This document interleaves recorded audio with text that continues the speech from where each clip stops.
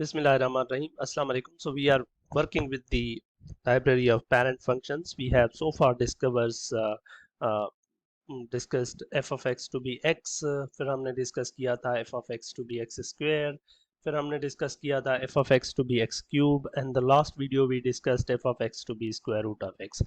Now we have got another function, that is reciprocal function. ये भी nice function है, इसका ग्राफ भी इंटरेस्टिंग होगा. Reciprocal function.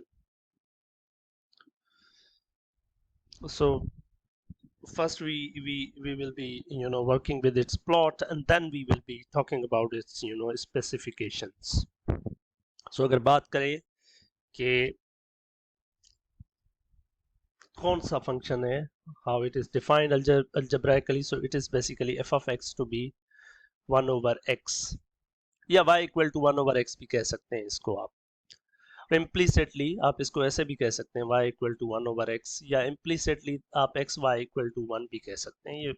ये अभी जो प्लॉट बनने जा रहा है वो इसको भी रिप्रेजेंट करता है, इसको भी रिप्रेजेंट करता है, और वो बेसिकली इस फंक्शन का ग्राफ है. So I need some points. So first let's talk about its domain. So domain क्या है इसकी, पहले तो बात कर लेते हैं कि डोमेन क्या है इसकी. तो डोमेन आपकी जो होगी वो जीरो के अलावा सारे नंबर होंगे, यानी x belongs to real numbers with x is not zero. x zero नहीं हो सकता, पॉजिटिव भी हो सकता है और x नेगेटिव भी हो सकता है. So first I will be working with कि अगर मेरा x पॉजिटिव है तो उस पॉजिटिव x के ऊपर फंक्शन किस तरह से बिहेव करता है. So first we will be working with x positive, and then we will be working with the x negative values. So let's talk. Okay, so अगर हमारे पास x की values, here we have x and here we have y. 1 2 3 4 5 6. Okay, let's say this.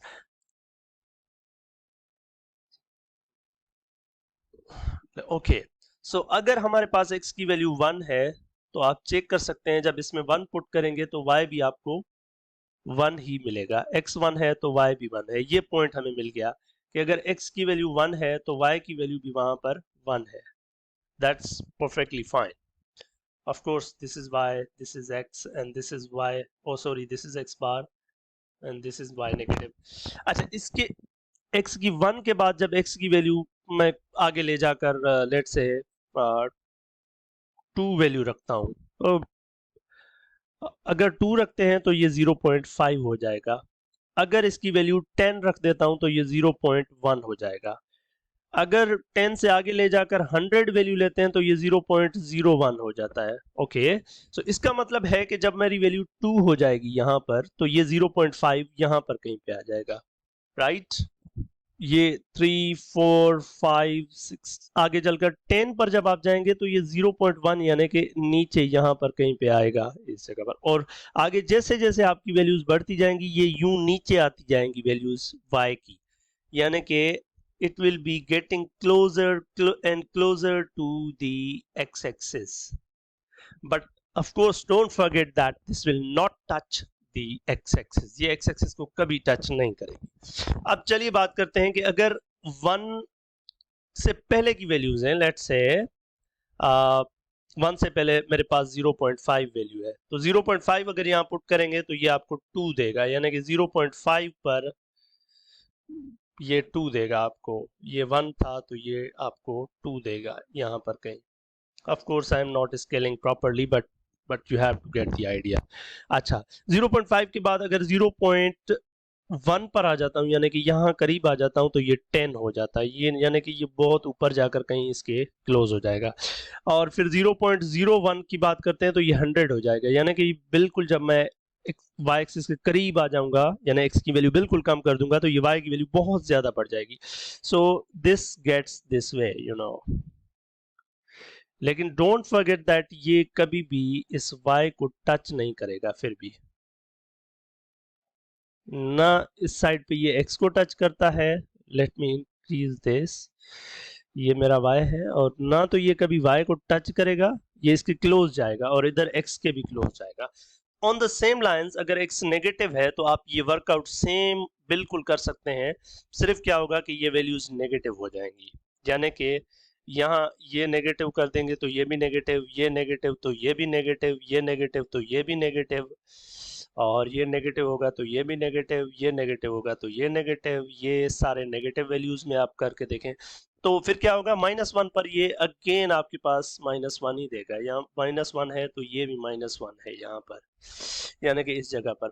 फिर जब आप इसके close जाएंगे -0.5 तो ये -2 हो जाएगा, यानी यहाँ पर।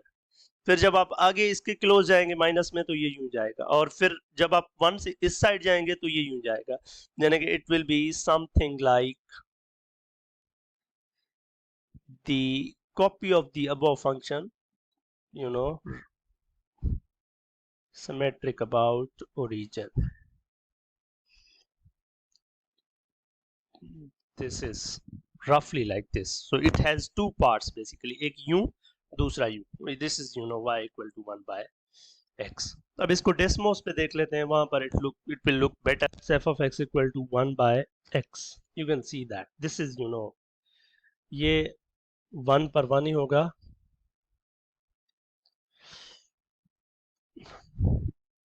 और सिमिलरली -1 पर भी -1 है, यू कैन सी दैट। और फिर अगर आप 1 से आगे जाएंगे तो ये कम हो जाएगी वैल्यूज, जैसे जैसे आप ये x को 1 से आगे ले जाएंगे तो ये y की वैल्यूज कम होती जाएंगी, और जैसे 1 से 0 के दरमियान वैल्यूज आएंगी तो ये y बढ़ता जाएगा। इसी तरीके से बिहेवियर यहाँ पर भी नीचे भी आपको शो होगा। So let's talk now about it's more properties.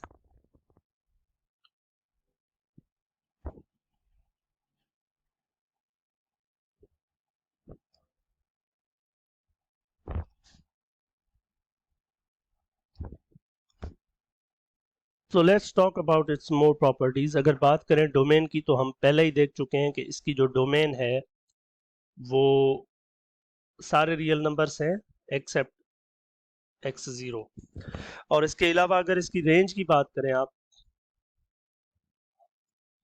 तो रेंज में भी आपके पास जो है वो y कभी 0 नहीं हो सकता। आपको पता है कि ये y की वैल्यू कभी 0 नहीं हो सकती, तो ये भी सेम ही है, y belongs to real numbers और y 0 नहीं हो सकता।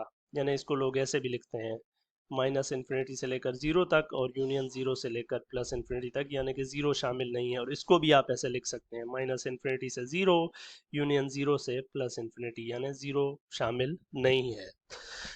दैट इज डोमेन और रेंज। और उसके बाद अगर फंक्शन की बात करें कि ये इवन है या ऑड है, तो ये ऑड फंक्शन है, आप चेक कर सकते हैं प्रॉपर्टी। क्योंकि ये ऑड फंक्शन है तो ऑफ कोर्स ये सिमेट्रिक अबाउट ओरिजिन है, सिमेट्रिक अबाउट ओरिजिन।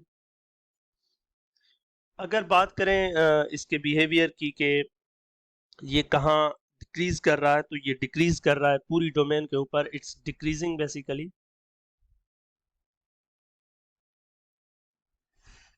ये डिक्रीज कर रहा है पहले -∞ से लेकर 0 तक, और फिर 0 से लेकर +∞, ये दोनों इंटरवल्स जहाँ पर ये डिफाइंड है ये उस पर डिक्रीज करता है।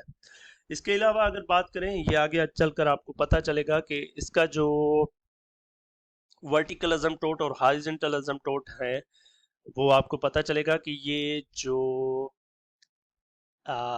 y इक्वल टू 0 है ये इसका हॉरिजॉन्टल असिम्प्टोट होगा। You will see in the upcoming videos. और x इक्वल टू 0 जो है यानी ये आपका वर्टिकल असिम्प्टोट है, असिम्प्टोट, ये हॉरिजॉन्टल असिम्प्टोट, यानी x एक्सिस इसका जो है हॉरिजॉन्टल असिम्प्टोट है और y एक्सिस इसका वर्टिकल असिम्प्टोट है। अब हम आने वाली वीडियोस के अंदर और फंक्शंस को प्लॉट करेंगे, जैसे कि f of x equal to 1/x + 1 या f of x equal to 1/x - 2। इस ग्राफ को यूज करते हुए ये फंक्शंस आप प्लॉट कर सकते हैं। सो फार थैंक